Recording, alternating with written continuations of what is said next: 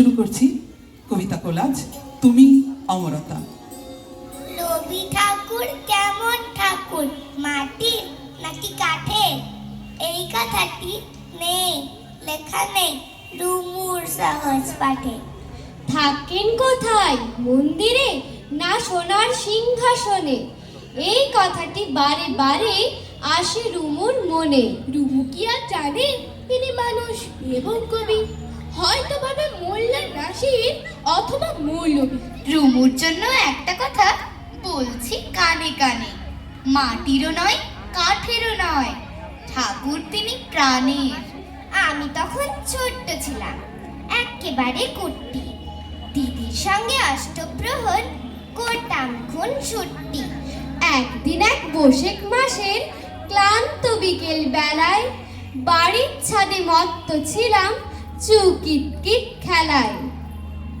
হঠাৎ দেখি তুলোর মতো সাদা মেঘের ফাঁকে দাঁড়িয়ে আছে রবীন্দ্রনাথ ঝুঁকিয়ে মাথাটাকে।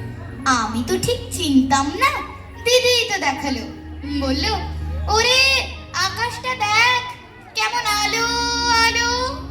মুহূর্তে কেউ মনের ভেতর চালল দীপালোক, কি লাবণ্যে পূর্ণ সে প্রাণ, ধানিয়ে গেল চোখ। দিদির সঙ্গে মেঘ সাগরে ভাসিয়ে দিলাম ভেলা, নাম লিখলাম কাল মৃগয়া এবং মায়ার খেলা। বাবার আছে বইয়ের পাহাড়, মায়ের শুধু গান। দিদির আছে নাচের নাটক, আবৃত্তিতেও টান।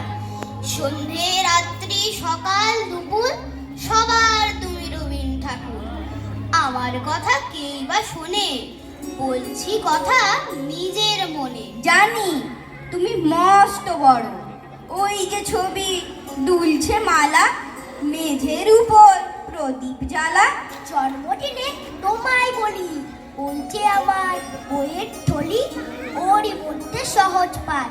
পড়েছি তার 4টি ছড়া। স্কুলেতে দেয় যেমন পড়া, ছড়ার মধ্যে সেই যে লেখা, হারিয়ে পাওয়া আলোটি রে না যায় ডালে ফিরে ফিরে ঝুমকো ফুলের লতা। কেউ দেবে না বুঝিয়ে আমায়, ব্যস্ত সবাই তোমায় জানাই। কাঁচের বাধা সরিয়ে ফেলো, আমার দিকে চোখটি মেলো। রবীন ঠাকুর স্বপ্নে তুমি এসো। ঝুমকো লতার আলোর নাচন বুঝিয়ে দিও তোমার মতন।